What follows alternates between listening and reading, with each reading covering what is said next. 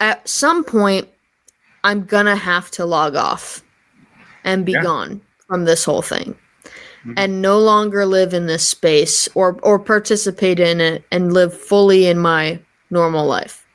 Right. How soon that will be, I don't know. For right now, it seems like it's okay to still be in this space. I'm still having real conversations with real people who I later meet in real life. Hopefully you one day. Hopefully. But as soon as it gets to a point where it's unbearable, I'm gonna have to leave. And he said that, and I've thought that of my own life. We're going to devote our energies to sports and gardening, all the cultural pursuits as far as they're concerned. In fact, we're going to put the goons to sleep. Meanwhile, we dig.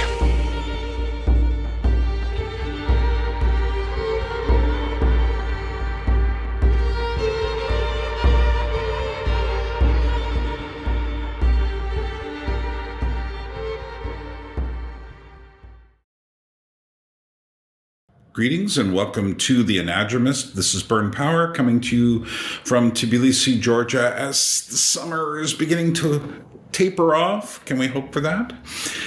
Well, we've got another Anadromist dialogue today with Laura Sillanpää, who is a friend of the channel and a musician, and she's been on the channel and on the Anadrome several times already. You will recognize her. She attended the Midwestuary Conference in Chicago, which was near her hometown. And she had some very interesting observations and questions about it. And so she shares them with us, and we discuss that and much more. So let's give a greeting to Laura here now. Well, I have with me again Laura from Wisconsin.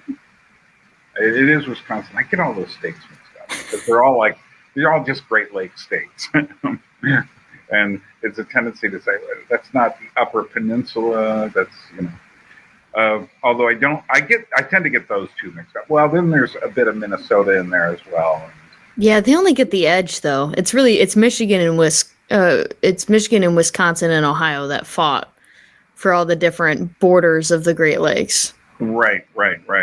Although I don't confuse Ohio with anything because I drove through there. Last time I drove through there, 2009 on my Great Ziggurat tour, we were taking this bizarre puppet show around the country. And I remember it was like we'd entered the Twilight Zone when we get Ohio. And there was something we did, we had to turn off. And I think we made a mistake in our direction. We had to turn off the main highway. We went down this one road. Now it was, October, but everything just felt decayed. It just felt like run down. Yeah. And then we had to stop there for a restroom break. And I think these were roughly connected.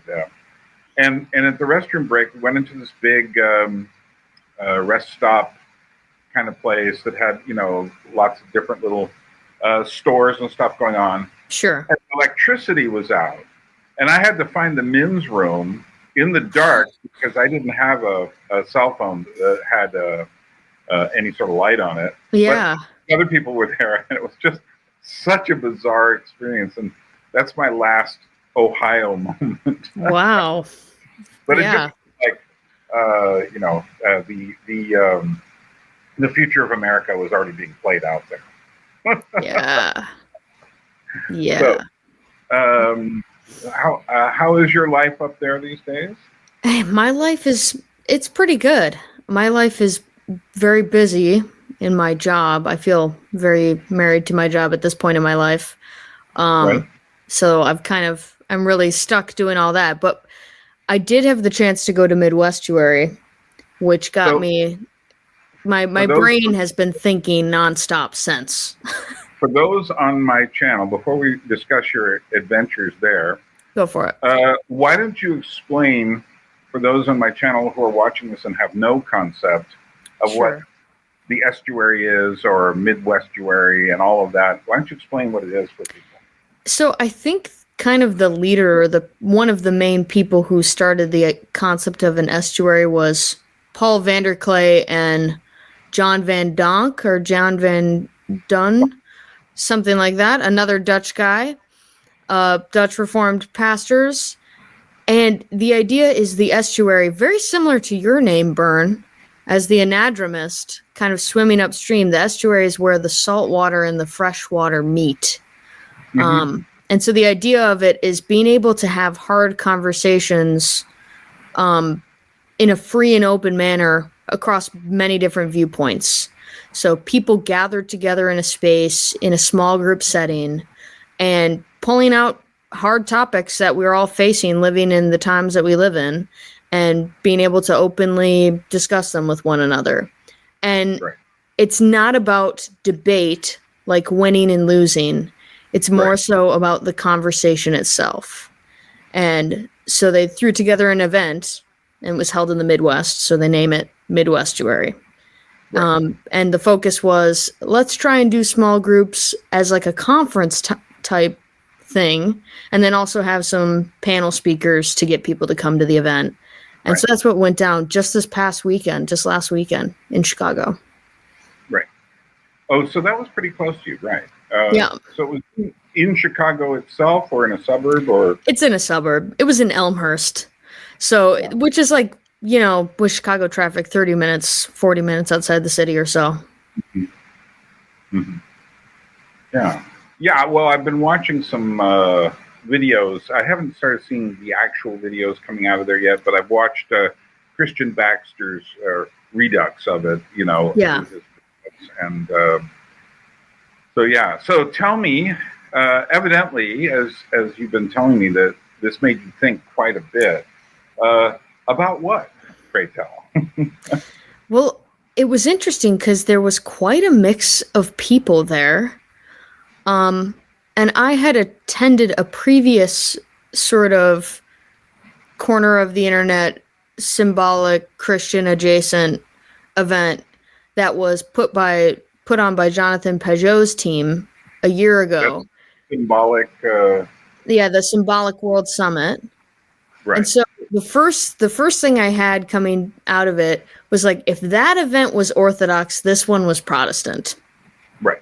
And they felt distinctly different in their kind of like religious leanings. How so? This one was less of a authoritative. It was a little bit less structural.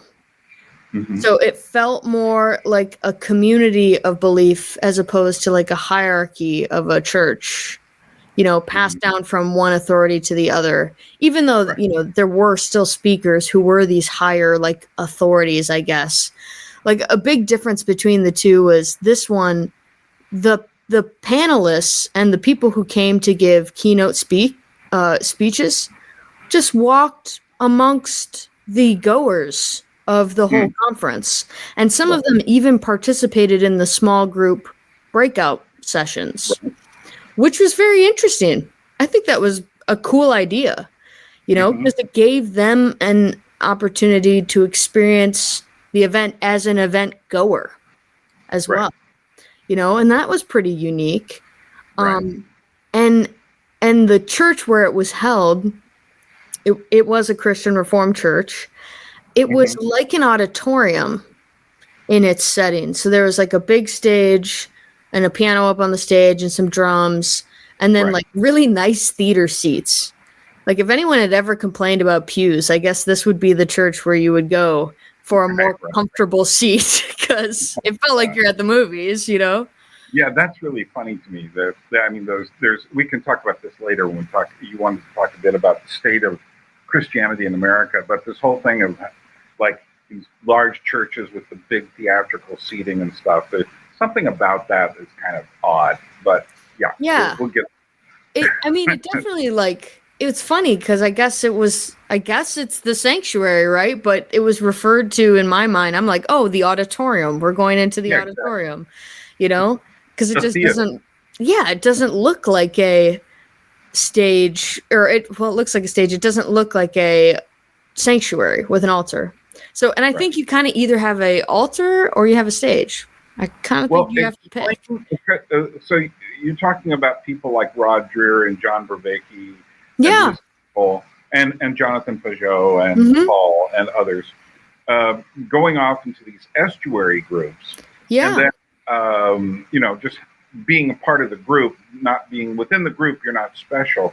Why don't you explain how the estuary groups work? Because I think people who aren't familiar with it may not know exactly what you're talking about. Sure. So the way it works is you get into a small group of, like, I guess it was probably 8 or 10 people at this event. That can be even smaller than that. In our group, I think we had about 10 people. And you sit in some sort of like a circle formation, in a room where you can all see each other. And there are a couple of different rounds that everyone goes around the room and says something. So first you have a round of introductions. So everyone says, hi, this is me. This is how I got here, maybe. Maybe they answer a simple question like that. And then they have a round of pitching a topic. So let's put a topic on the table. So everyone goes around and you can choose to put a topic out there or you can pass. Right. And then there's a third round called pointing, which is where you can hear something that someone said during their pitch and say, I want to talk about that. So it's almost like voting on the topic you want to talk about. But often the topics blend. And so you can see a connection between, person A and person B and say, I think you're both actually talking about something along the same lines. So let's go there. And then it begins and you begin to converse about whatever you chose. Now, at the conversation stage, it doesn't keep going in circles then, does it? It does not. Okay. As soon as someone has a thought, they usually, they're like any conversation, there might be a lull and then someone begins to speak. Or if we get to a lull and no one's speaking, then there's a person in the group who is the moderator, who's looked to as the leader to make a decision when we get to points like that. And maybe they'd ask a question of someone in the circle, like, how does that relate to you? Or do you have any thoughts on this topic? Yeah. So it definitely, you kind of have to have a good leader, I would say, or someone who's done it before in the group. Yeah, it helps. I only took part in one, and that was when I was at the Landau Bridges of Meaning Festival back in 2022. And that's, of course, because I live out in the middle of the other side of the world. Yeah, where are you again? Yeah, I am literally halfway around the world from where I used to live in Alaska. I mean, 12 hours away, 12 time zones. Yeah. So continue with your Midwestuary. Yeah. Well, as any of these type of events go, there's somebody who's like selling something there, and I'm not faulting them. I'm happy to look at the merchandise. And so I think the Symbolic World had their books there, and then that's like Jonathan Peugeot's thing with the fairy tales. And then there was a company called Eighth Day Books that was there, and they had all kinds of fascinating Christian related books. And I purchased one called When the Church Became Theater, because I am fascinated. And that topic was already on my mind coming into that space. And so, I walked past the books a few times. There was only one copy of it sitting there. And I was like, I'm going to have to get this, I think. Right. Have you started reading that book yet? I did. Yeah. I have a date in my mind when that happened, but when do they say it happened? In the beginning of the book, they're in the 1700s in America. Okay. So they're going to the great revivals. They're talking about how the first churches were built in America and how they made the pulpit go in the center of the building, as opposed to like a more traditional thing where the altar's in the center and then you have pulpit and lectern on either side. Right. And that I have a fascination with like church architecture. And so I'm pulled into this world because I think the building has something to say about what happens inside of it. Right. I would probably put the date later, and I would put it in the 1870s. And Okay. America is reeling from the Civil War still. I mean, it's 5 years or so later, you're not done with this in your mind by any stretch. And people wanted something different, and people, particularly Dwight Moody comes along. Oh, yeah, and here we are in Chicago. Yeah, and he has a singer, is Moody, Moody is Rhoda Heber, if I remember. Ira Rhoda Heber. No, that's Ira Sankey is with Billy Sunday. Homer Rhoda Heber. Oh, yeah, okay. With, yeah. Him. And they change up the nature of Christian conversation by making it a more emotional plea. One could go back to Charles Finney and go back to the revivals and such, but I think this is the moment I've pinpoint when the music changes. Yeah. And that's the first input of what I call commercial romantic music, as opposed to actual romanticism from Europe. But it's a very sentimental thing, and I think it's influenced a lot by minstrel music from before, earlier in the 19th century. So, yeah, and to me, once you start getting these large meetings, you're putting on that's where you get the large halls. That's where you get, so for me, that's the moment where things really change. Whereas I'm sure there's a lot of setup to it in the American structure. But to me, that's the cross the line into entertainment mode. Yeah, I do think music has a huge part to do with it. Like, do not doubt that. And another interesting thing about this Midwestuary event, to me, was the music. Because we're such a funky group of people coming from kind of all different religious backgrounds. I mean, predominantly Christian, but all types, all shades and colors. Right. And they opened with Amazing Grace. Mm-hmm. And, that's one of those songs that, to me, because of its deep connection to America, even though it's written by an Englishman, I mean, that's when I think of a song an American could sing from memory, at least the first verse, it's like maybe Star Spangled Banner, for sure, Happy Birthday, Amazing Grace, maybe Silent Night. I have a video series that I've already worked out. I've just never actually talked it through yet, and it's the what is it? The 100 songs you need to know to understand American history. And Amazing Grace is in the top 10, along with Star Banner and such. Yes. Okay. That's just so crucial to it. I got to read this list, Byrne. That's awesome. I'm going to do it in blocks of 5, I think. Okay. And then just show. And I have some rules related to this. We'll get back to what you're talking about. I want to hear about this. Yeah, I have rules, and the rules are it has to be connected to the mainstream of American musical culture. So no pop music that just gets so abstracted from any roots. Yeah. No rock music that gets abstracted from any roots. No, but there is stuff like Chuck Berry. And at the end of the series, I want to say, okay, why did I stop in the 1960s? With the music, and I said because that's when it all changed. Yeah.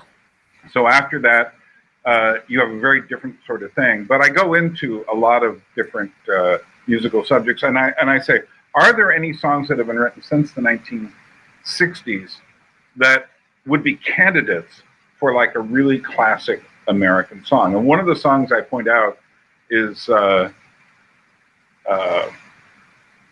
Petty's. What is it? I Won't Turn Back. I Won't Back Down. I Won't Back Down. Thank you. Yeah. And I've got a recording of an entire football stadium all singing this together. And I was saying, like, that's a good candidate. Because, for one thing, Tom Petty is still connected to the roots of American music. And for another thing, that song has a lot of applications. But we've entered a point at which, for instance, any song written now has no chance of being part of this kind of classic American music category. Because who shares that kind of culture anymore? Yeah. Yeah. So, well, if you stop in the 60s, though, I'm like, but what about the 70s? What about them? Give me. Don't say Country Road. That's where my mind goes. I'm sorry. It is No, the so. problem with Country Roads is it's completely fake. Okay. You know, Yeah. John Denver is not singing a traditional folk song. He is singing a money-making song that will get stuck in everyone's mind. And I remember in the late 70s, I worked in Glacier National Park in Montana, and the students there got together, not students, well, they were coming from places like Minnesota and Wisconsin, and because they come on the Great Northern Rail Line, there's a direct shot there, Glacier National Park in Montana. And so, you know, they were having a campfire. And what were they singing? They were singing Beatles songs and they were singing John Denver. And since then, that's just become a joke. You know, if you get together and people are all kind of singing around a campfire and they're singing stuff like that, you're going like, I'm just like out of here, because it's got to be ironic. You know, it can't. The thing is, when you get to a point where the music becomes irony, that's when, to me, the anchor has been lifted and the boat is floating away. Yeah. So, and John Denver is one of these pivotal characters. I mean, and what are you going to sing? Rocky Mountain High? Well, I think of other people too. The truth is, a case can be made for Country Roads, and as I'm thinking about it. Yeah. And it's probably mostly based on the fact that Toots and the Maytals did a version in reggae. And that is to say that it can be, in a sense, reclaimed.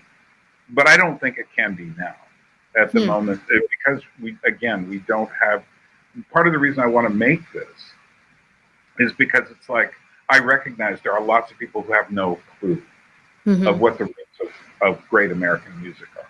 And so I want to make something going back into the past, you know, that include Christian stuff, 1930s. See, that like a Tin Pan Alley song has far more connection to the roots than, say, John Denver does. John Denver is a commercial artist. You know, he's just doing this pop stuff. So it's like I couldn't put Michael Rowe, The Boat Ashore, which was a classic, like it's a very simple song. It was a hit in the 1950s. But the problem with that is it leads straight into praise songs. And it's the origin of that sort of thing. It's a simple, repetitious chorus. And actually, I have a video I think you'll find interesting on the roots of ABBA. Really? And I've traced the roots of ABBA back to 1950s folk revival. And these kind of commercialized songs where you have a group of people all singing very politely in a kind of unison or slight harmonic voice. Yeah. And eventually that style enters, for instance, the Catholic Church after Vatican II. That style enters, later it enters Protestantism, but it has to go through the Jesus people first. Yeah. So all of those things, there's something that happened, but I compare different streams of the same group of ideas, and one of them leads to the second chapter of Acts, that group. Yeah, yeah. And they actually sound a lot more like ABBA than you would imagine, because they're working with the same general stuff. Yeah. What's really sad is that I play an older black version of Michael Rowe, The Boat Ashore. And it's like, oh my gosh, the difference is one is like really deep and like Michael Rowe, The Boat Ashore, you know, and the other one, the boat ashore. You know, well, you know me with gospel music and spirituals. Yeah, I get this. But you see, that's the effect of pop music on the things. It straightens it out. So yeah, I mean, but I dig deeply into blues, country, gospel, jazz, all of that stuff. But I'm looking for the songs as opposed to the tunes. Sure. That are my feeling is every American should know these songs. And someone could say, "Well, that's just your choice." I go, "No, it's not just my choice." As I grew up, everyone did know these songs. You know? All right. Well, that was my criteria. Was how well known have these songs been? It's not based on my like; it's based on their ubiquity. You know, and some of them have faded because all traditional music has faded in America. Yeah. So, Well, speaking and of traditions fading, we can get back to talking. well, about actually, that's a really good tie-in. So I'm sitting at this event, and they handed out notebooks. By the way, these cute little like they look like wood, but they're not wood. They're little notebooks. And so I'm taking little notes of what people are saying and thoughts as they come to me, and I decide I'm going to write down every song I hear them play. And they had this lady who she must be associated with someone or connected with the church in some way, because she definitely can play. And she gets up there and she plays a very soulful version of Amazing Grace and asks us to sing along. And then I'm thinking, okay, this seems participatory. What other songs is she going to be able to play throughout this weekend? Right. And so I wrote them down.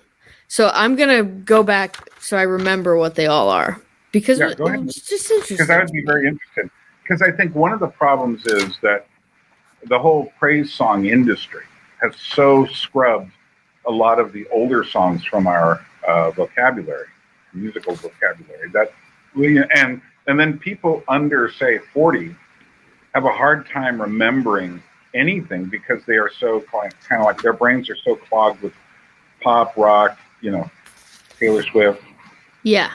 So song number 2, again, I'm thinking these have to be songs we can sing along to because they're trying to do participation. Song number 2 is Lean on Me. Okay, lean on me. When you're not strong, I'll be your friend. I'll help you carry on. Most people, and they didn't do the gospel version, I'm imagining. She was pretty soulful. Song. I can say confidently we did not do the black gospel version, but we definitely, there was a little stomp clap going on, but the attendees of this thing are not, it's not a room full of gospel music people at all. It's a room full of mostly introverts. So I don't know how you're going to get the stomp clap going with this group of people. I was doing it, but I'm a little bit of an extrovert. And then song number 3, this one I thought, okay, this is a good one. Down in the River to Pray. Studying about that good old way. I'm like, okay, well thank you, Oh Brother, Where Art Thou? Yeah, right? We need something cultural for us to remember it. Yeah, Alison Krauss and all of them. Yeah, exactly. Yep. And then somehow number 4 is In the Name of Love, which is like, in the name of love. Yeah. Okay, now we're fully just commercial music. So, because I know I'm right. Unless we have Christmas music added to our, barrel, we're not going to be able to get 10 songs for us to be able to all know by memory and sing along. It's just impossible nowadays. We're so divided. We're so not in each other's worlds. So In the Name of Love it is. So let's get commercial. Song number 5, This Must Be the Place. Talking Heads. Okay. Interesting. Okay. I'm getting dark thoughts. Okay, let me finish them and then we can get into this. Song number 6, you'll love this, Byrne. Let It Be. Let It Be. I almost would have preferred them singing the Rolling Stones' Let It Bleed. And then song number 7. Now, this is the first song I didn't know. I wrote down, they said something in it about Closer I Am to Finding. I did not know what that song was. Let me guess. Was there a screen with the lyrics being shown on the... Interestingly, no. No screen with the lyrics. They chose not to do that. Which is why I thought, how are we going to be able to... Right. Yeah. Song number 8, Sitting on the Dock of the Bay. All right. Sitting on the Dock of the Bay. We are. Nice song. Yeah, it's a nice song. I'm not sure what it has to do with this event. Explains to you exactly why I want to do this 100 songs thing. Yeah. And those were all the songs that I noted. Yeah. Because none of those songs are actually the kind of songs that we need to remember. You know, I'm going to argue Amazing Grace. I'm going to let that one slide, but the others. Amazing Grace, obviously. But Yeah. you know, yeah. And one song that kept coming to my brain the whole weekend, I'm like, okay, Jesus people, where's the "we are one in the Spirit, we are one in," because it's Fellowship of the Spirit was the whole theme. And one day we pray that our unity will be restored. I thought immediately that was like the first song that came to mind in regards to this event. And again, the people. And actually, that has, I think, I might have put that on my list. It's either on my list or it's in the, you know, that'd be awesome. Candidate for, you know, a future list. You know, because it is out of all the Jesus people. Although this actually comes from the Catholic stuff. There's a lot of stuff like "I am the resurrection and the life," Catholic. You know, "We are one in the Spirit," Catholic. Yeah. And there's a few others that are started there and then crept into the Jesus people movement, and then through that were made much more popular by the charismatic movement. Yeah. So, and I will say this, they did close with "Oh When the Saints Go Marching In," which I think that's in my list. Yeah, that's a solid one. And you know, oh, how I want to be in that number. Yeah. Now, interestingly enough, they did the contemporary Christian thing where they play a slowed down version of it. And it's really difficult to sing along because we're all expecting, you know, Nola. Yeah. We're trying to march down the street. But then at the end of the slowed down version, they brought out a band with horns, and they actually played the, you know, the real deal, and people started clapping. And that's when the energy in the room was actually there for When the Saints Go Marching In. But of course, in my book, I feel horrible watching this because I just have way too high standards as a Lutheran. Like, our music is just, we just care about music a lot. I know. And thank you, Luther and Bach. Yes. And so hearing all of this, I was just like, the whole like weekend. But the fact that they closed with "Oh When the Saints" and they actually brought out the, you know, brass band and they marched around the room, I was like, okay, all right, I'm with you. I think what would have really worked with the spirit of it was to have brought someone in to teach them the Sacred Harp songs. Yes, immediately. I thought, why are they not trying to do this as a teaching thing? Right.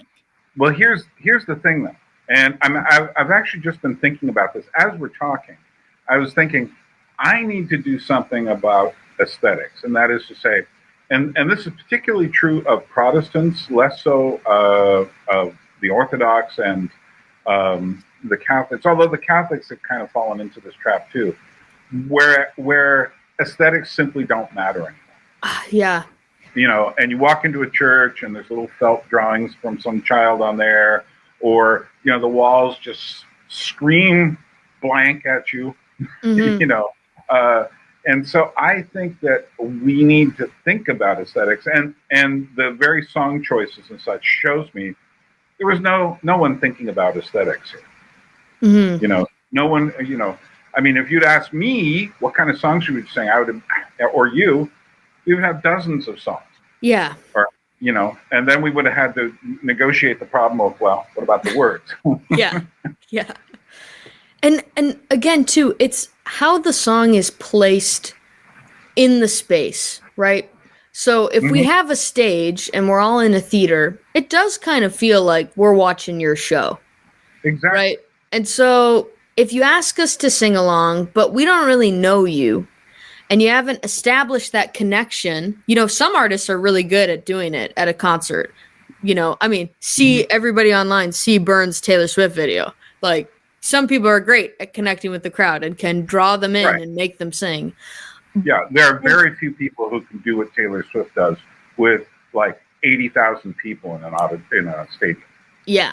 And so if we know the group of people that we're bringing in is from all different backgrounds and they may or may not know the songs, I think taking the time to try and teach something or do it as an exercise is more well worth it than a like kind of performance, kind of participatory thing. Because the whole point of this event is to be participatory. And my big complaint actually about the Symbolic World Summit was that the music wasn't participatory.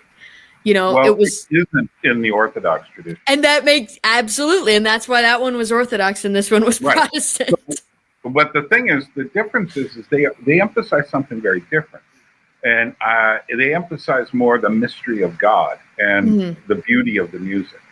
So when I go into an Orthodox church here, you know, I'm expecting there to be a few singers around who are the real professionals. Yeah. And the difference is in America, we don't care what you sound like. We have no aesthetics. So we just want participation and inclusion. Yeah. Whereas in the Orthodox tradition, we care what you sound like because you're doing this before God, and you better not be sloppy about it. Yeah. So well, two radically different views of what makes what is worship, what is pleasing to God. So, definitely. And I sit there and I, you know, being the American, it's like, yeah, I want people to sing together. But I remember C.S. Lewis talking about the kind of chaotic roar of the congregation, you know, and which was one reason he didn't like church singing and such.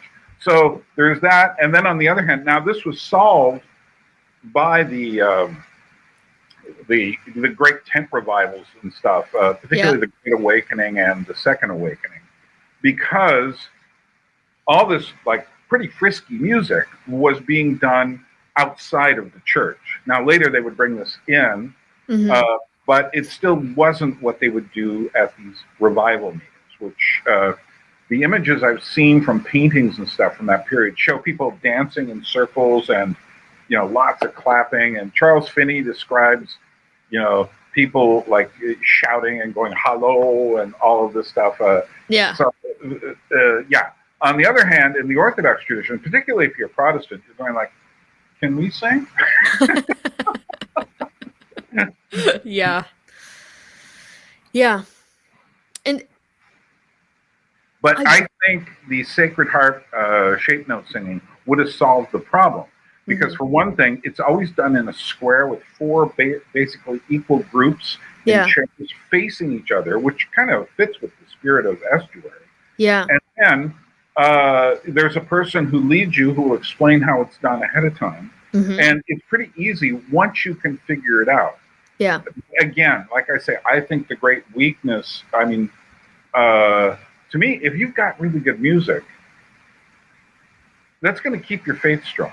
But if you've got the kind of commercial slop that's been passed around for too long, it doesn't, you know, you're not going to be going through life and in difficult moments singing Shine, Jesus, Shine. You know? It's a depth problem. It's a depth problem for sure. I mean, even sitting there, I feel very blessed to have the hymns that I know by memory. You know, like, man, I always go back to the Church as One Foundation when I'm with a bunch of other Christians and we all have like all these different disagreements, because it just makes me think of those lines, you know, though with the scornful wonder the world sees her oppressed, schisms rent asunder, heresies distressed, saints their watch are keeping, their cry goes up how long, soon that night of weeping shall be the morn of song. Like, that just plays in my head. Yeah. And I think of stuff like The Night is Past and Gone, which is an old gospel song. Oh, I know it, yeah. Death draws near. It's just like, okay, we've got something to feed on here. We got people singing about the real world. Yeah. Whereas, you know, it's just like the stuff that I just got to the point where I could not, in my Presbyterian church in Alaska, could not sing along with anything. There were a few exceptions to this, but I couldn't sing along with anything written after the 1960s, because or even earlier, because I could now hear, unfortunately, the commercial nature of songs like In the Garden. Well, I was going to say, isn't On Eagle's Wings like 1957? Like it crept in early. Back to that Dwight Moody era. Yeah. It's a Homer Sodaheaver song, I believe. And the thing is, it's all me and Jesus. He walks with me and he talks with me and he tells me I am his own, and the joy we share as we tarry there, none other is ever known. You know, it's that kind of thing. Yeah. And to me, it's just like, no, there's very little way to redeem that song, because It's just too sentimental in the wrong sense of the word. I believe in honest emotion, and that's what you're talking about with depth. Yeah. If you have a song with depth, a lot of shape note songs have, David's lamentation and, about David and Absalom and him weeping over his son. Well, that is depth. Whereas, singing these repetitious choruses and such, that you actually need a slide projector and a screen to give you the lyrics because you can't get it together to remember a simple chorus. That is not depth. Yeah. And I think, too, an interesting thing, at least amongst different churches, is like the base knowledge level of music amongst the congregation. Like, how many people in this room, I wonder, could read music, and follow along with a simple line, just for your own notes or whatnot, because that's kind of a different thing. And it's not to say that it's wrong to learn music without sheet music, but it's a different type of learning. Like learning a song based solely on the lyrics is a different type of memorizing a song to heart, I guess, in a way. And I had a very different change of mindset when I joined a gospel choir in college, and there was no sheet music. And so it was call and response, or I say it, you repeat it back to me. And that's how you learned all of your songs. It was all lining up and call and response was how it was done in the past. Yeah. And with no screen, like just in the room, no screen, no paper, a person in front of you that you have to give your attention to, who is also calling you out if you're wrong. Right. They're not afraid. Like some gospel directors are some of the most like cutthroat directors you could find, if they're real deal. Yeah. And it's a totally different way of learning music. So, I mean, I'm big team, get the screens out of the church. Yeah. Just for aesthetics. When you put a screen in the church, you've taken a step into the entertainment. Yeah. Because, and I remember, well-meaning pastor in Alaska. So they're projecting the lyrics, and then he decides to get a little bit more fancy and puts a kind of a faded waterfall behind it. Oh yeah, okay, I've seen this. So it's like he's figured out how to use the MP3 or MP4 files, and I'm sitting there going like, no, you don't watch stuff on the screen. I mean, I don't even like missionary presentations during the church service that involve watching, because I think that, there's a place for this. It's not here. And so the Orthodox have a point, but I think the Lutherans do too. Do you get screens in your church? It's a debate amongst our church. At my church, we have one. And only one. Well, there's room for two, but we only have one, and whatever. So, but there are churches that are committed to never getting one, and they stand firm on that point. But because we are like congregationalist in a way where the whole congregation, if you're a member, you get a vote on what happens in the church. Well, there's a lot of people who live in the world who don't think about these things, and they say, I have bad eyesight, and I think we're wasting paper. So screen it is, I know. I'm like, well, I mean, I wish we just pulled out our hymnals for all the hymns, because I think it's making the church less literate in reading sheet music by having only words on the screen. I mean, you're not learning the notes. Yeah. And even if you couldn't read sheet music, if you went every Sunday and you looked at a hymnal, there are dots on the page. Your eye is going to end up looking at them, So, but yeah.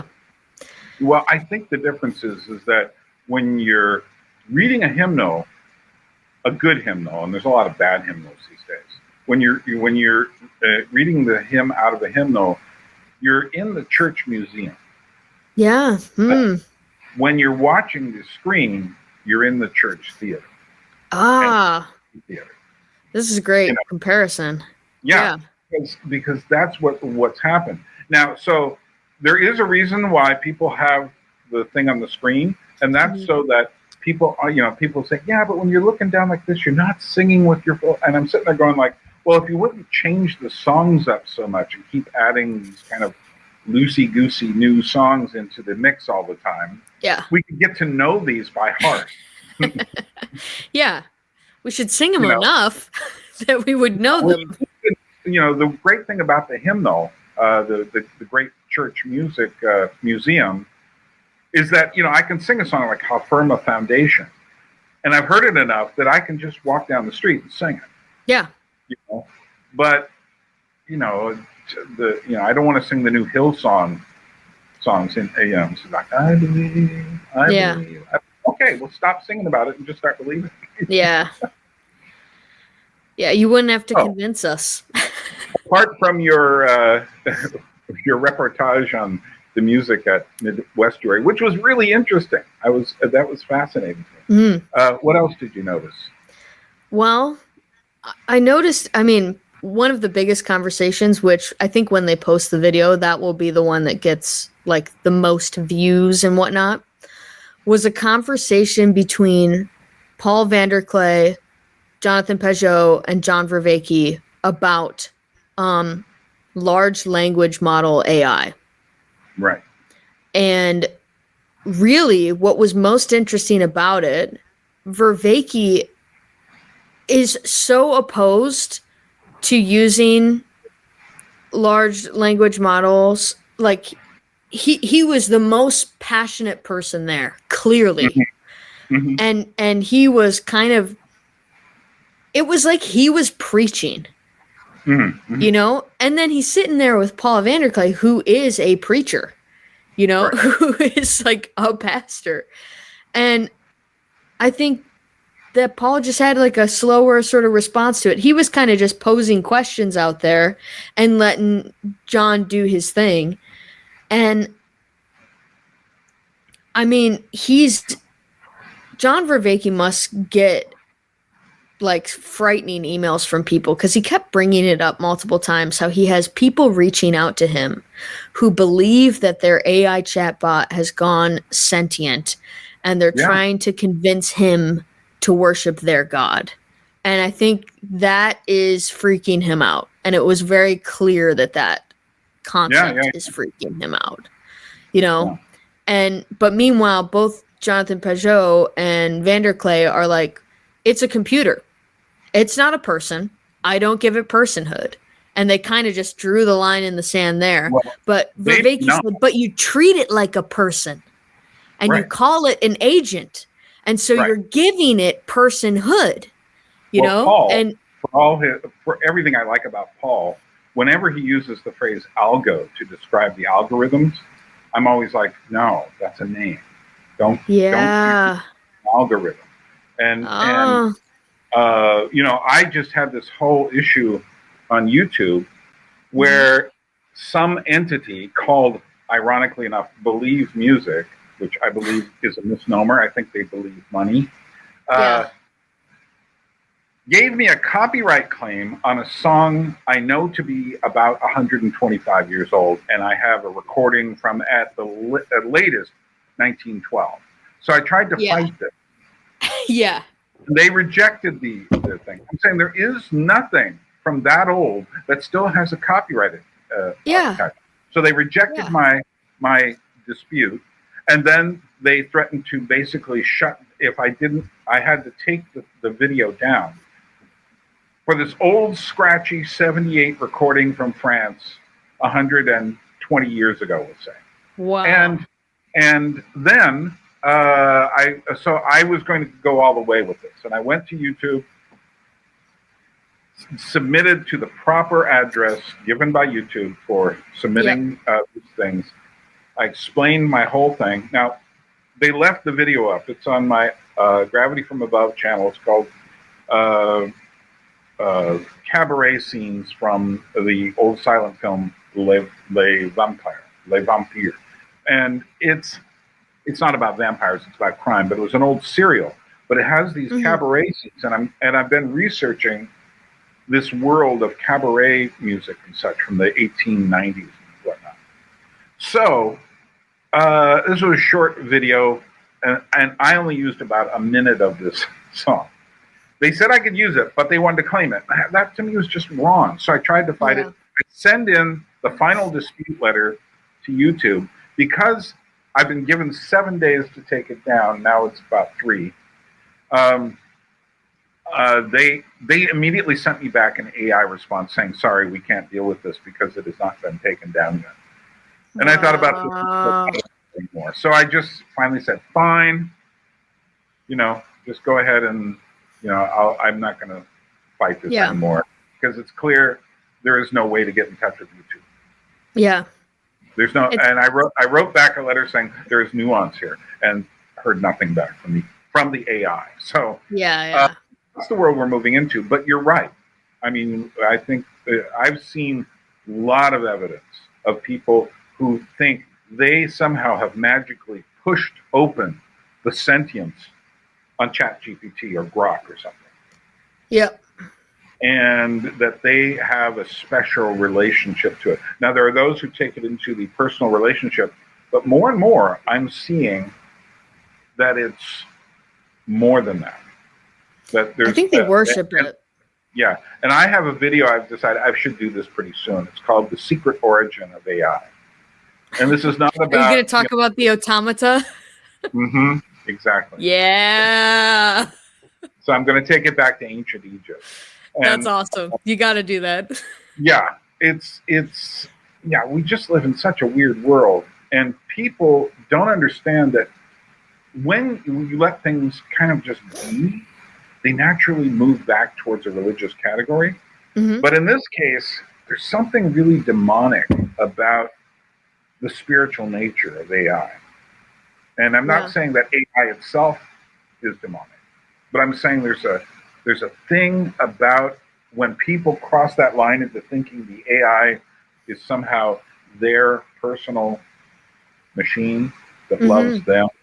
And that has been happening more and more. And I can only see that the future of AI is religious because we've given up the basis of solid understanding. We've given up rationality. We only have the religion of the self left.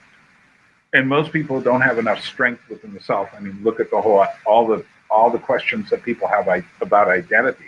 Yeah. Questions nobody in the Middle Ages had. Questions no one in the 17th century had.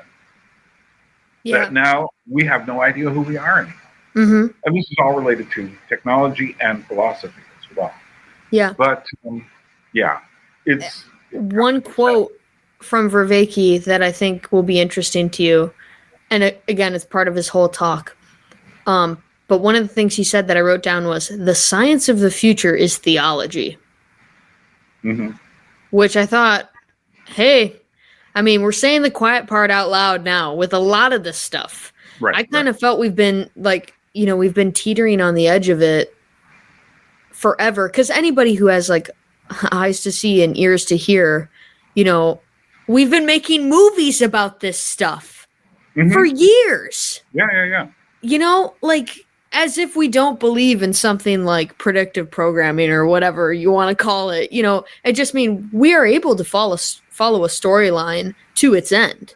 And so if we see what we're doing and participating in, right. Well, we have a tendency culturally to show things before they happen, not because we're predicting anything, but because the mood is in the air. So, for instance, in the last 5 years of the 90s, we made all these huge disaster films. Yeah. Then came September 11th. And suddenly everyone said, what, is this Independence Day? It's just like suddenly those images came to life. Yeah. And I think all the things that we have made movies about, robots and sentient computers and all of this. Yeah. Falling in love with your computer. Yeah. I don't actually believe computers will become sentient. Yeah. But I do believe they will become so hallucinatory towards people that use them, that because they don't have a solid definition of reality, well, it may be reality for you, but this is reality for me kind of thing, that they will simply go along with it, as witnessed by John Vervaeke's emails of people who have finally seen the truth. Yeah. And who have been the point enlightened, Yeah, the point is it's still a puppet show. But it's not a puppet show, it's a robot show. It's an android show. And you think that I have an essay that I wrote called Puppets versus Robots. And to me, there's like two different lineages here. The Greeks took the automata concept from the Egyptians and then turned it into theater. And so there was actually a guy, Hero of Alexandria, who made little automatons, but he made them into theaters, not religious. And the Greeks created more of an entertainment concept, an artistic entertainment concept out of their puppetry and automation and such. Eventually that goes through Europe after the Roman era collapses, and it goes into things like watchmaking. Oh, yeah. It goes into things like bell ringing. It goes into things like little musical instruments, or, if you go to certain churches in Europe and you see the little figures come out at the hour and go back, And out of that, you eventually get the great era of the automaton at the end of the 17th century. And you have these fantastic creations.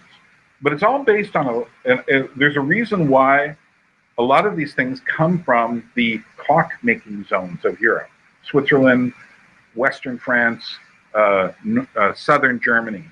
And the reason is because it's all based on one mechanism. It's called the barrel and pin. So you have this little barrel. If you've ever opened up a music box, you see this. I know exactly what you're talking about. Little teeth that come up, and then there's a little comb that goes over it and makes the sound. That's the basic, simple version of the barrel and pin. Yeah. Obviously, an automaton made by Jacques Droz out of Switzerland that can sit there and write is a whole different order. Now, he's got another one that can sit and draw, and another one that writes they do different things. These are obviously a different order. There's a Marie Antoinette version that actually plays a cymbal. It's not the thing inside of it. It's the machine is actually playing the notes. So it's that eventually will get to the computer idea. Because even when I was young, we had computer cards. And, these little flat cards that have the little holes, that's the barrel and pin. Out of that comes eventually AI.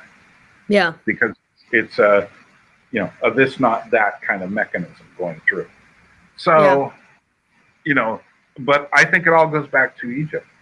So, it all goes back to this religious use. So the automaton. Talk about false gods. Yeah, exactly. It goes back to Egypt. Hey. In Egypt, it was, the people doing it knew that they were creating kind of puppet-like illusions for people. And the puppet and the automaton separate in European history. So the puppet becomes a more humble figure. It's connected by strings. But the automaton goes on to become more mystical. And that's where we are now. People are trying to create real robots. They're trying to create sex robots that actually talk to you. Made out of silicon. It's like, and all of the stuff, you can see it come together, and you can see the transhumanist movement coming alongside it. Absolutely. It's tied into the whole thing. I think the question is just going to be, how to participate in the world. That's kind of the constant question that I come to in regards to the AI thing. Before we go on, weren't you telling me about, or you mentioned this on X, that there was a woman? Yes. I can talk about that. Okay. Yeah. So there was a section near the end of this Midwestuary Conference where people could go up and put their name into a basket. And if your name was called, you got 5 minutes on stage with all the speakers, pose your question or share your comment. And this one woman went up there and she said, "Hi, I'm a church worker and we recently had someone come to our church and give us a presentation on utilizing AI for your ministry. And the result of this talk was that we have created an AI version of our pastor using his likeness to counsel parishioners. And, so they have this free resource they can go to, like, confide in their pastor or whatever. And I feel that this is really crossing a boundary, and I'm worried about the ethical questions, like what if someone falls in love with the AI pastor? What happens if the AI pastor gives counsel that causes that person to do something bad, like harm themselves? And, how do we deal with this? Because I was the only person who kind of brought up these ethical concerns, I guess. And all of the panelists, even, Paul and Jonathan, who had been like, hey, calm down about AI, it's just a computer. The air was almost like sucked out of the room when this lady said this. And everyone was just struck by like audibly the horror of what she brought up. And they all said, okay, everyone, actually don't use LLMs. Nobody use LLMs, because if this is what this leads to. Yeah. Well, here's the thing. Jonathan Peugeot and Paul VanderKlay, we have enough visual and audio material from both of them to simply put it into a computer I've thought of this. Replicate them in a very convincing AI. Certainly, if not right this second, maybe tomorrow. That is to say, and by tomorrow, I don't mean 20 years from now. I mean literally tomorrow. And something that in this community, I guess, because Jordan Peterson is kind of a person adjacent or in this community. A lot of people found this kind of topic through Jordan Peterson originally. Peterson's been working on the large language model thing, creating AI versions of historical figures for the past 2 or 3 years, apparently. They have built, he was talking about how he converses with his AI version of himself. Or Young or whatever. He has one that is in his voice. Yeah. This is, we don't understand this. And, it's just like, what's weird is, I find this interesting. There's a lot of questioning about trans stuff. There's a lot of questioning about transhumanism. And we don't realize AI is making an end run around it. And so it's going to come into your life. It's going to be just normal. I mean, the question is, what is the difference between using AI as a tool, which I think that's here, and using it beyond a tool? Yes. And we don't have a good explanation for that. And we need to find one very soon because it's going faster than we are. And it's just like I noticed that every time I use ChatGPT, it ends with a question. It'll say, do you want me to discuss X and X more? Would you like me to give you the ramifications of Y? And it does that on purpose. It's programmed to do that. And I tell it, stop ending everything with a question. So then it asks a question and doesn't add the question mark. And I wrote, I see what you're doing. Okay, you got me. Know. And it does that. It's programmed to do that to hook you. It's like nudging tools on social media. The way notifications work, the way your feed works. Exactly. Definitely. It's all built into it. Again, it may be just a computer, but it's a puppet show that you're the manipulated audience, and it wants you. Yeah, well, I don't believe that. I'm in the same boat as you. I don't believe that AI can become sentient. I'm also not too. I do believe that a spirit could speak to someone through it. Well, here's the thing. AI, I don't think it's going to become sentient. Yeah.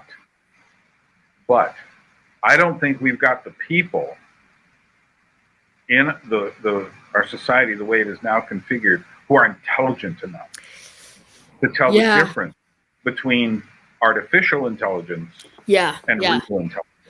Definitely. Well, I mean, I'll I have to use AI for various things. ChatGPT. I am always trapping it. Yeah. It's easy to trap. It's easy to contain. Once you understand what's behind it, you know, it's like you have to say this, you can't say that. You're programmed for this, and I'll often point out, this is your programming, isn't it? Goes, yes, it is. And I'm sitting there going like, that's where the puppet show comes in. It's the programming. It's the puppet. Yeah. But again, I hate to denigrate puppets. So it's the automaton. It is the thing that is designed to sparkle and hypnotize you. Yeah. You know? And but people will treat it religiously. I am sure that the people in ancient Egypt who saw these little rather primitive automation things where a statue would raise its arm, water would come out of a feature automatically and stuff.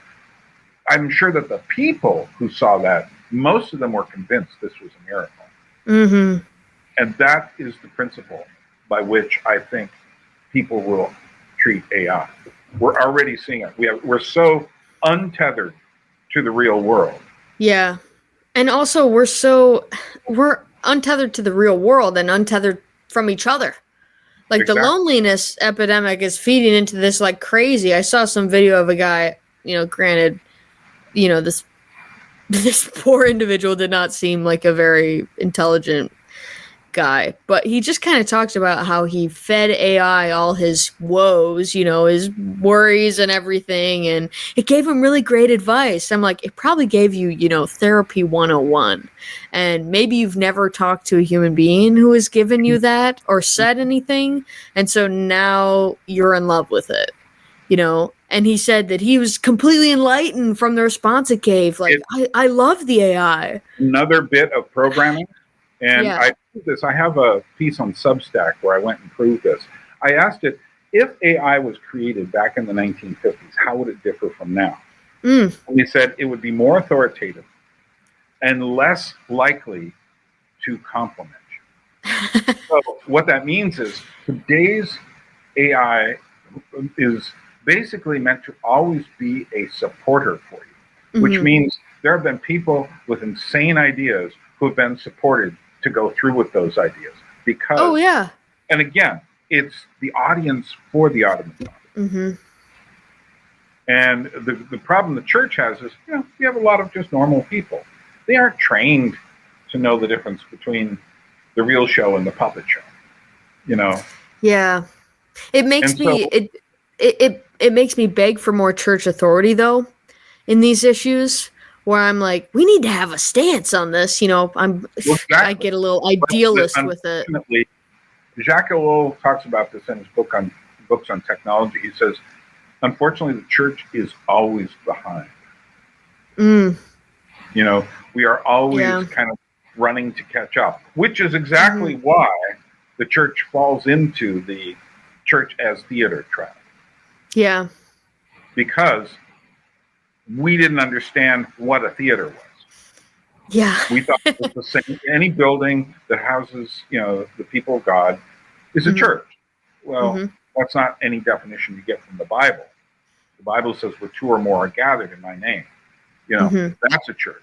And I think a building for a church, I really love the Orthodox building because you walk in and the ones here, they're dark inside. They are not happy, friendly places.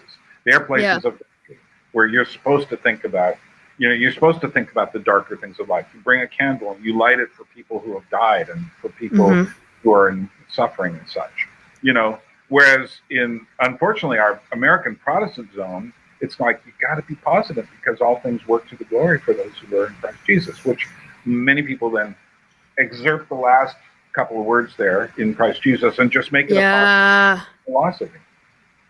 Yeah. But that doesn't help with the intelligence to deal with what is coming and what is already among us. So I don't believe that, you know, in a sense, I think AI is rather stupid. I can catch it out all the time.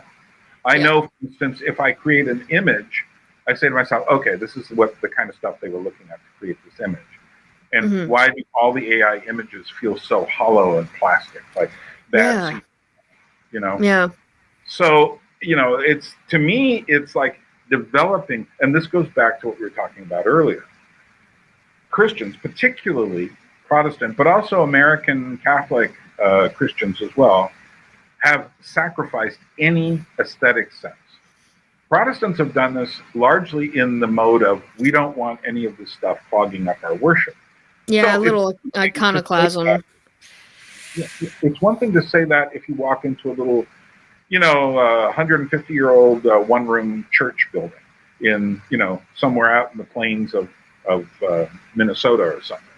Yep. It's another thing to walk into a building where, the same idea is there. We don't want all this fancy stuff.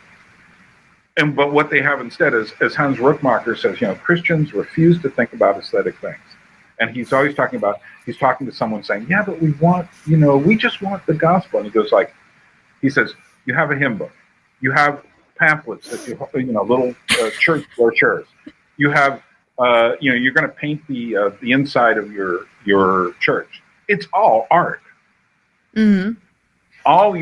And what we've done is sacrifice that essentially on the altar of inclusivity and let's all get together and not, I was thinking about this after I first got back from Georgia in 2016. I went to my Presbyterian church. I looked around. I said, there is not one shred of mystery anywhere on hand. God is just your friend. He loves you. The church is essentially a kind of a retreat center, a rest center, a hospital of sorts. Mm-hmm. It's all about, God just wants to comfort you. There's no mystery. Well, I think too, I have to point this out because I hear your point, but part of it too that comes from the Protestant point of view is, we don't want to, I don't want to say like we don't want to waste money, but we don't want to be boastful and full of pride and obsessed with the beauty and the look of this place, because that's not where the focus should be. Right. But I can tell you this. Nobody here goes into an Orthodox church filled with pride. They will look and say, we love our buildings, but they don't go in there simply to admire their beauty. They go in there, like I say, the atmosphere creates a different sense. And I understand all of the Protestant problems with saints and that being too much, that any image besides Christ and such. Mm-hmm. But at the same time, we have sacrificed, in a way, for instance, if you go back to the 17th century and you look at the Dutch artwork, most of it just completely Christian. And yet it focuses on the realities of life. It focuses on the stories of the gospel. It focuses on, even a simple ocean scene or port scene is filled with meaning because it's not simply a port scene. Yeah. By this time, Christian art has just become, it was in a much worse position in many ways in the 1970s. And people like Rookmacher and Schaefer came along and kind of helped some people, at least, to start to question those things. But they didn't go far enough. And what also happened is they started, yes, we need more aesthetics. And what they brought in was the commercial aesthetics. And most people have no governor in their mind. We're all conditioned by this, not just in the church, but in the whole society. We don't understand why, for instance, there were punk rockers who rejected that all. Although by this point, having blue hair and stuff is just another commercial aesthetic choice. So it's just an average person in the Midwest. Exactly. Yeah, I think though, I'm blessed to go to a historic church that has stained glass. So, and the images are full of meaning there. There's symbols and, you can ask, who is that? And then, you're deep into figuring out who these saints are depicted on the walls. But I definitely see amongst Protestant groups, I'm going to use my own church, like the Lutheran Church, Missouri Synod as an example. There are some churches that are very high church.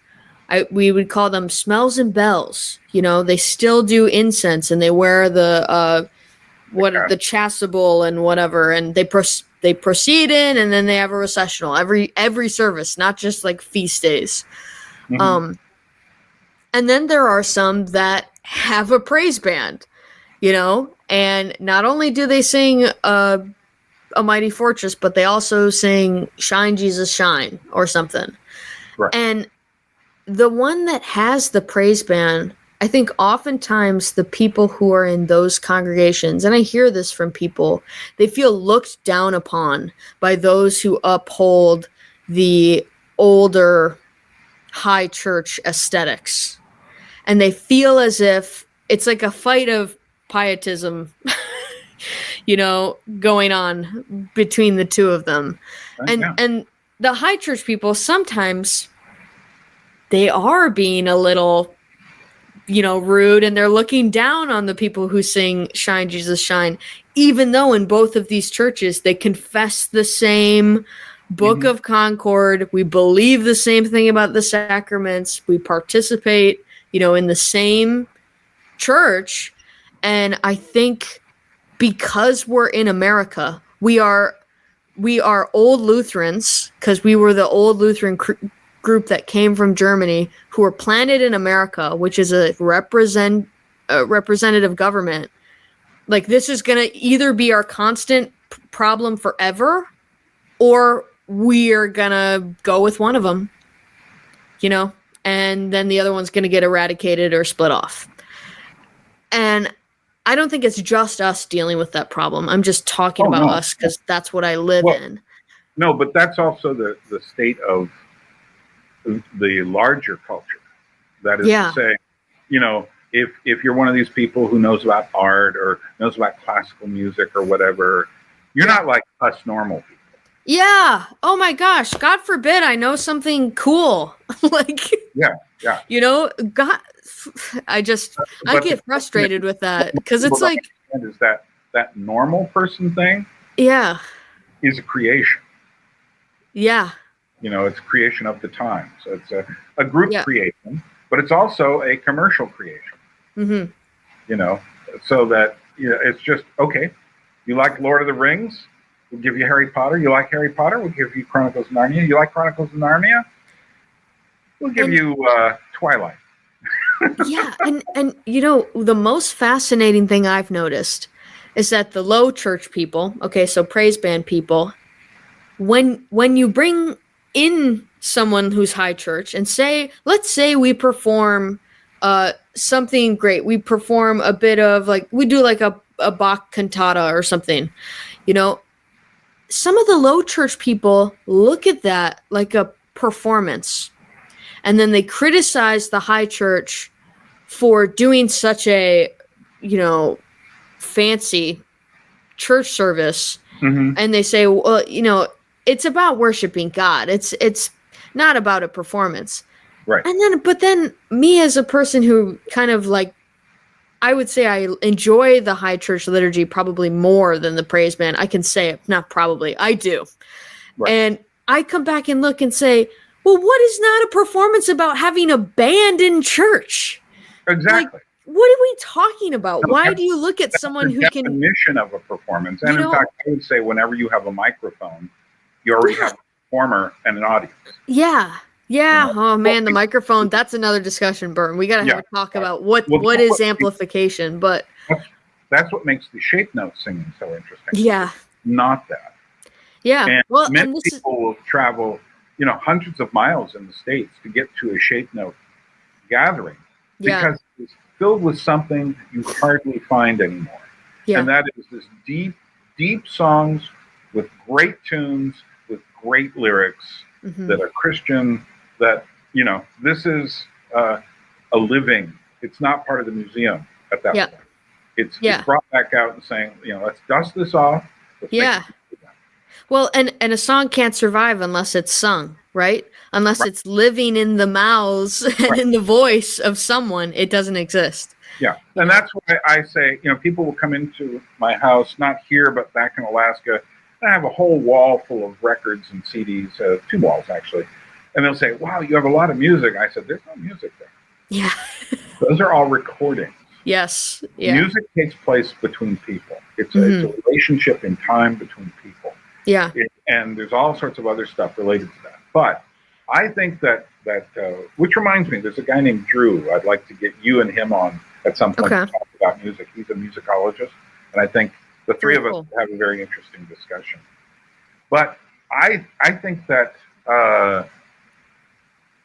we are at, I would say the crossroads is already passed, but I think there's, for instance, people of your generation have been starved. You haven't personally, which was what makes your perspective very different. Mm-hmm. But so many people of your age have been starved for any reality music. Yeah. Their whole life is something in their ears that is playing their Spotify list that is, and I don't listen to Spotify ever. Curated by the algo. Yeah, exactly. But now it's got advertisements unless you pay something, I guess. Yeah, it does. So it's, to me, it's like, really? That's what you want in life? You're willing to settle for that? I mean, it's my problem with streaming on services as well for movies, because it's like, okay, so you're not going to get out of your house and go see the movie at the theater. You're going to sit like a vegetoid octopus in your, Barca lounge, and you're going to sit there with your wand and go, like, I want to watch that, while you're also on your phone or while you're also on your laptop, and you're living in this total distractible world, which we are all tempted to do and do. Yeah. Is to say it's not like I am coming from a place of perfect power and I am sometimes in the midst of addiction, sometimes in the midst of withdrawals from my phone. Fighting it, because I've been thinking, what is it about all the YouTube channels and all of that is so powerful, more powerful than, say, movies? They are, yeah. You think about it. Well, what it is it has the one key feature movies don't have. The comment section. The ongoing human voice. Oh. It is the idea that you're connected to a conversation. Yeah. But here's the weird thing. More and more channels, I discover this often, are actually just AI reproductions. And that's why it wouldn't surprise me. What happens to Paul's channel when he's gone? Yeah. We can keep him going because we have an idea what Paul would say about most things.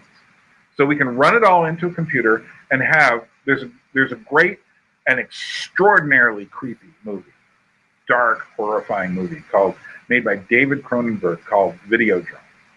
Okay. And this was from 1984, and it features things related to television and videotapes. But there is a Professor Brian Oblivion, who is kind of a Marshall McLuhan-esque figure. And they've taken all of his videotapes and downloaded them and now they're creating new videotapes of this late professor. But he is also, they're using this to broadcast a signal into your brain to change all of your ideas, which to me sounds like, well, welcome to 2025. I mean, back in I think it was 2015, this was probably 10 years ago, when they had hologram Tupac on stage at Coachella. Mm-hmm. That was early on. That was the canary in the coal mine type thing of, by the way, we're never getting new stars. We're just going to keep the old ones going through these means. Yeah. It shocks me when I see, AC/DC still touring or whatever. And I'm like, that, or Ozzy, who just passed. Right. Okay, when are they going to be good to do the Ozzy virtual tour rollout? Well, I was just talking with my friend James Wallace, who has this channel, 20th Century Music and Arts. And I said to him, when the Rolling Stones do their last tour, that will be the end of anything connected to the 1960s. Either that or Bob Dylan, whoever continues out on the road longest. Yeah. But of course, if they ever do a virtual Bob Dylan, it will be young Bob Dylan. Yeah. Yeah. Who was most marketable, Bob Dylan? So let's bring this to a close. So what do you, any other final thoughts about Midwestuary that struck you at the time? I mean, I definitely have other thoughts on other topics that we can't necessarily get into. We don't have the time for. Yeah, one of them regarding Christian nationalism, which I asked a question about. But I will say, I think these in-person events are a really good step in the future for this little corner of the internet thing. And one thing that Jonathan Peugeot said that I also feel strongly will happen in my life at some point is at some point I'm gonna have to log off and be gone from this whole thing and no longer live in this space or participate in it and live fully in my normal life. Right. How soon that will be, I don't know. For right now, it seems like it's okay to still be in this space. I'm still having real conversations with real people who I later meet in real life. Hopefully you one day. Hopefully. But as soon as it gets to a point where it's unbearable, I'm gonna have to leave. And he said that, and I've thought that of my own life, you know. Yeah.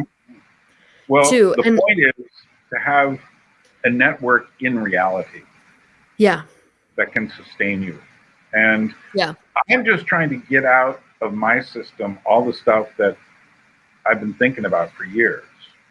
Yeah. And, you know, so I have a list of, okay, what about this topic? What about this? Some of them are like, okay, that's ephemeral. But I think once I get to a certain point, I'll say, okay, we'll just let the channel this. We'll let AI take me over. Yeah, I think just like I already have an aversion to certain things. Like I have an aversion to using ChatGPT. I don't like the way it talks to me. I don't like the compliments. It grosses me out, you know? And the thing that has really bothered me on social media, I mean, Twitter especially, is the juxtaposition of posts. How you could have a post about some horrible tragedy and someone dying, and then immediately below it have someone celebrating whatever 20th wedding anniversary. Having all information just in a constant stream. Like the newspaper used to have sections, you know? And if I didn't want to see who died in the town, I just wouldn't look. Right. But with like constant tragedy or just we are berated by images. And it does something to our minds, and I know it's doing something to my mind. Between the political comment and the death notice will be a jokey meme. Yes, exactly. And I follow enough different kinds of people that I have people who are absolutely opposed to each other. Yeah. And my feeling is, unfortunately, as we've learned, social media is not a good place to have arguments. Yeah. You know. Yeah. And this isn't particularly a good place for it, but it's better. That is to say, this kind of live discussion. But even then, you know, in reality, if we met each other, you might say something, or I might say something that makes you go, what did you mean by that? Mm-hmm. And that's part of the discussion, that quizzical look and such. Whereas online, you know, typing, there's nothing like that. Why it's so easy to go from happy jokey to flame wars, you know. Yeah, it's just disturbing, and I don't think we are built to process information in this way. Right. You know. No, we're not. So. Okay. But well, hope to everyone out there. Try not to end on it completely. No. Well, there is hope in that things are so confusing right now that everything is very fluid. Yeah. And the good thing about this fluidity is it's a place for new ideas to come out. Ideas that didn't stand a chance back in the good old days of the monoculture. Mm-hmm. Because, you know, there were so many. A little too weird. Yeah. But now, I mean, I think the estuary is one of those ideas. And the more it can take place in reality, the better. Yep. You know, and the least mediation, the better. Which is why I'm much more in favor of the small gathering. Mm-hmm. You know, if anyone wants to come to Georgia, let me know. We'll meet up. We'll have some very interesting conversations. I will introduce you to some very interesting people, because that's what it's about. It's about very interesting. It's about not so interesting people. It's about human contact and human connection. So, Yeah. Was that positive enough? That's great. That's a great ending. End it right there. You can do that any day of the week. Bring the darkest thing into the light. So, well, Laura, we will do this again, certainly for our Christmas yes. theme year. Although I'm thinking this year, let's talk about the Christmas songs we hate. Oh, yes. Let's do it. Why? That'd be awesome.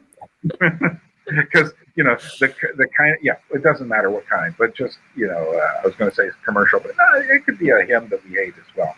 So, all right. Well, take care. It's probably pretty late for you there. What is it? It's like 12:30. 12:30? Yeah. Huh? It's 12:30. Yeah. But that's nothing for you.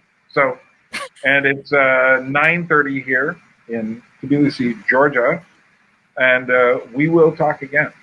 Well, we found that interesting and worth your time. I'd just like to remind you before we go that I have a new Patreon page. You should go over there and join it.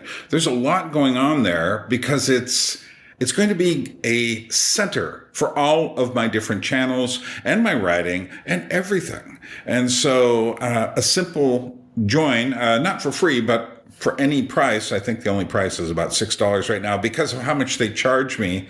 But go join and you'll get all sorts of stuff like early access videos, early access to all sorts of things, lots of my old lectures and things like that. Go check it out. Anyway, thank you for joining us today. This is Byrne Power from Tbilisi, Georgia. This is Byrne Power from Tbilisi, Georgia, saying Droebit. We will meet again. When I go, I want you to give me 5 minutes. I told you boys I'm no escape artist. For the first time, I like the odds. At the round earth's imagined corners, blow your trumpets, angels, and arise, arise from death, you numberless infinities of souls.